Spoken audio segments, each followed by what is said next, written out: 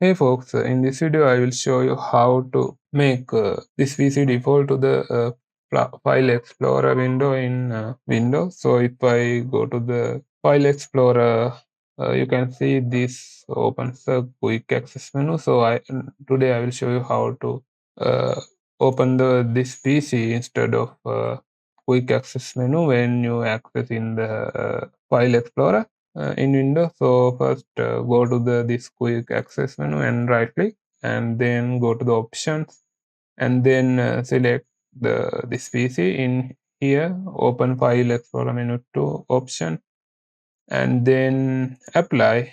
So if you don't want to show any recently used files, so frequently used folders in the quick access menu, you can select these options as well and click apply. Okay, so now if I close this window and open it again, you can see it now opens this PC instead of quick access menu. So I hope this video is helpful. So feel free to comment below if you have any questions. Have a nice day.